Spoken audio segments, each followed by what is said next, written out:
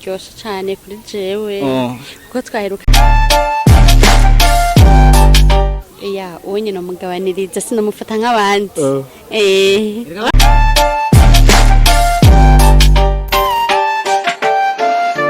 ni KG Fab. Iyi ni Kiyago Media TV nkuko mubizi nkuko mubibona twama turi update muri vyose haba muri music mu buzima bundi byose ni KG Fab yamahaseruka uno musi twagende ku Mutangaside aha mumbona nagende no musi ni Mutangaside aha natumiye abantu babiri twovuga ko ari couple turi kumwe ibuwafu ni Pishu turakora mu kije mahoro cyane murameze neza ego kuvuga bukebuke ufite ubwoba ni oya ntabwo bashaka kugira twisire kumeze neza cyane hama iburyo bwanje turi kumwe n'umunyakajagari 1x turakora mu kije 1x unanianza ego basakora mu kije unanianza ngo umunyakajagari nizo sayo tusi 1x attention akazina ko umuntu ni Pishu ngo mbashunye no kivuge neza nivyo warugwaye rero byambabaje ni 1x ariko aranyigisha narinzi konje kumubaza no nabaye mwigisha wanje 1x twizere kumeze neza saje andikuru vraiment ndashima ikintu cyambere nohera ko 1x wiyumva gute igenda ndaguhuje no mu Queen Video Pishu urumva uko wiyumva uko nimva muri umwanya ndaba ntamvu ndengera kubera ko jene oya nimva gute mu ijambo rimwe nimva fresh ariko nabahuje wiyumva gute igenda bahuje okay uduhuje fresh tunwe umamvuge gute fresh naho mubazi ndabora uko butwega bakoze ba Kiyago Media TV agatwengo ni keshi kuri 1x kumuhuza n'umu dada nkuyu bwana rutsovye mwana musa munsi na urumva nakoze ivyo sinzi Pishu uyumva gute kuzana 1x vraiment ndaryohewe ni ibintu biryoshe cyane kuri jewe kuko twaherukana kera namuheruka twigana ariko twasuye guhura urumva ndaryohewe cyane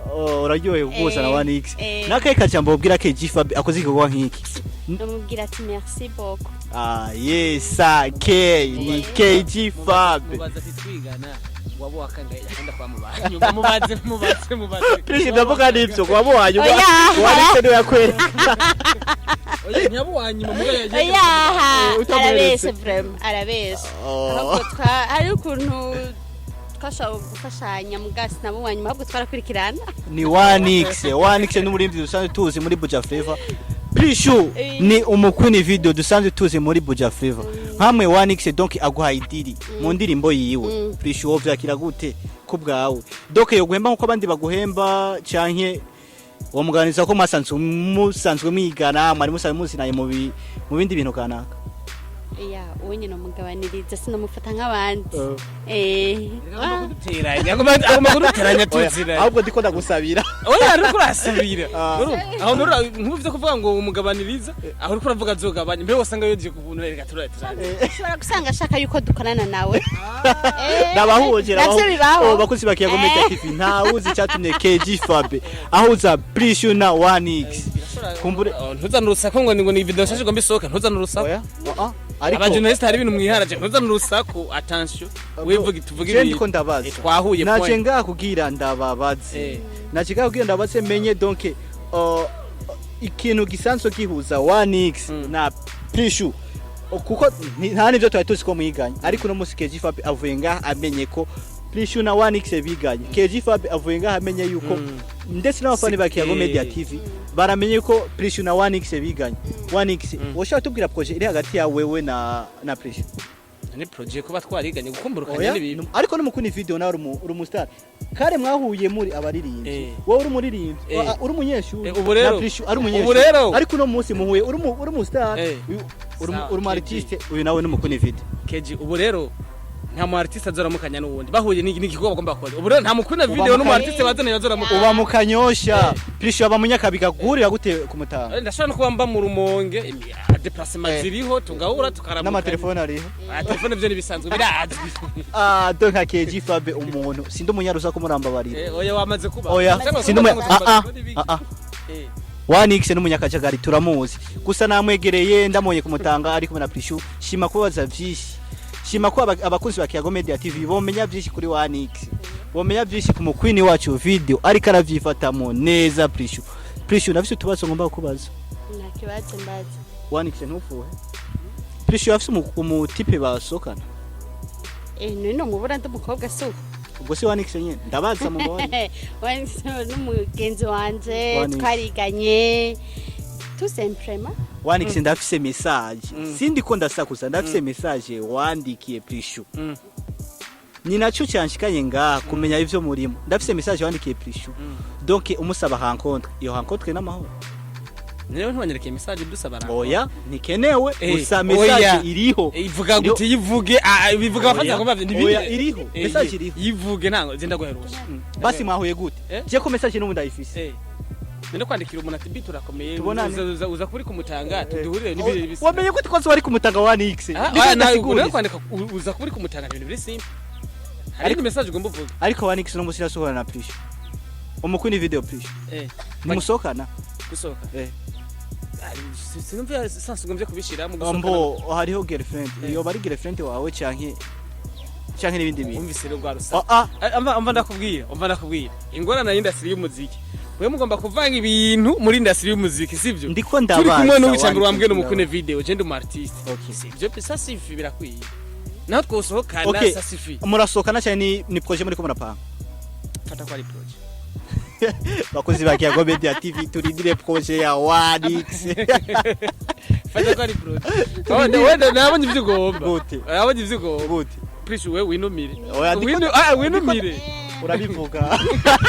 We nabonye ivyo ugomba, ndio poke. Bakozi bakiya go Media TV ntituriko turasakuza. Ariko nkorera ku vyonzi. Nta uzi icyatumye KG Fab atembera ku mutanga. Prishu cyenda muguyeko. 1x na wangwako 1x ntiyarazi ko ari hondi Prishu mbwiza ukuri witavye map eske mbe wa mutipe woni yayibona bihava bigenda gute zava ziraka mapi yahe ko nigeze ndakubwira ko ari mapi uwo mutipe ninde muvuge twumve oya hariho none yabuze ko afite umutipe wasohoka na karatari 1x oya muvuge rore none wowe basi ugomba mwinjirira attention numwinjirire 1x ndakubaza kabazo mbe hamwe wa mudada musohoka na bazi iyinde muvuge singoma ko ndamuvuga uramuzi ariko ivyo tuzi si Prishu none muvuge none ntahari ntahari none yufu mumbaza atariho turi urabicisha kure oya hariho ikibazo no kwemeza ivyo ndavyemeza neza ko ndabizi neza ariko basi mbaza washatse kumenya ko Prishu na 1x ari couple okay nivyo washatse kumenya exactement wamanje guca wowe uri kuja mu kanyosho manza guca mu gihosha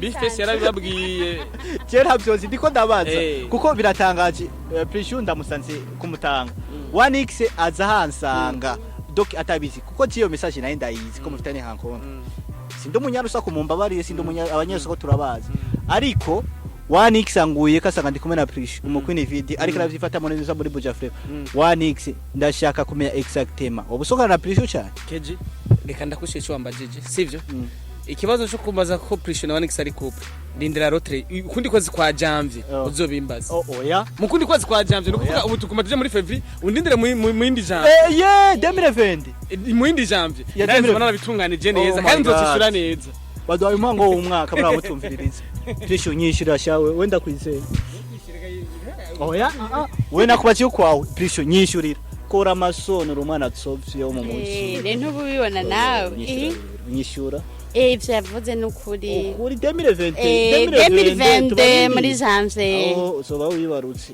oya wabonye ari ndafise ngo tusomeye ko abaye hit wari uko byo byaravuzwe turi 2020 ko